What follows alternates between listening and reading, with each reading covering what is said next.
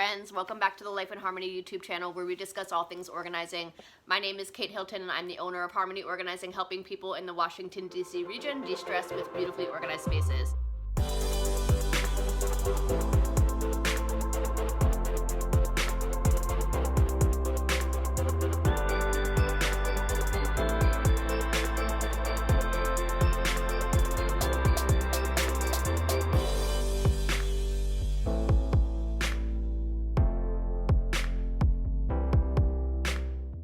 This moño is a little bit crazy. I totally realize that, but my hair is not doing what I want it to do today, so we're just gonna go with it, so just don't judge me, okay?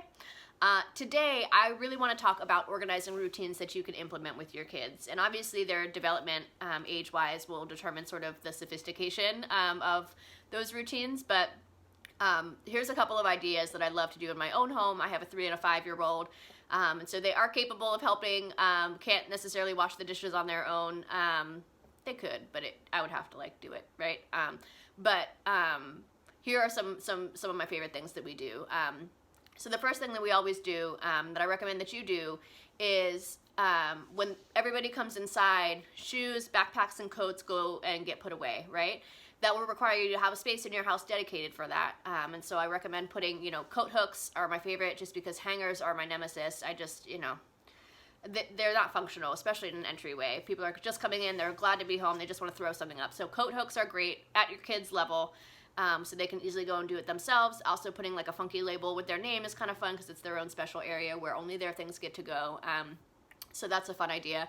And then shoes, hats, gloves, those types of things go wherever they go. In my home, I love to use the Trofast from IKEA because everybody has a section, and within that one section, there's a small drawer at the top and a larger drawer at the bottom. The larger drawer is where all the shoes go, and on the top drawer, all the hats, gloves, sunglasses, chapstick for that specific person.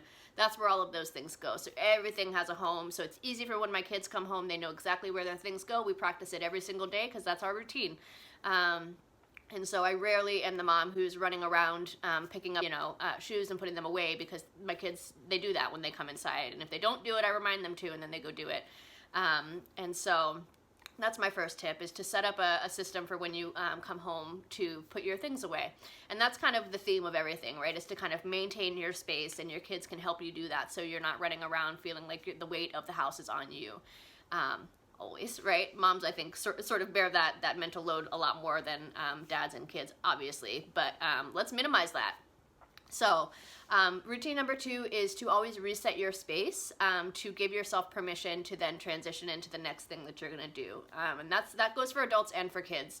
And so for kids, what that looks like is after school is done, since we're all virtual now, most of us are, but for example, with virtual learning happening at home, let's give ourselves permission to be done with school for the day and move on to playtime by clearing off our desk, putting our books away, making sure our pens and pencils are back where they go. If our backpack was out, let's put that back where it belongs, right? To clean up your space, to then give permission to transition on to the next thing. That also goes for your play space. And so when it's time to put the toys away because it's dinner time, the kids can help do that.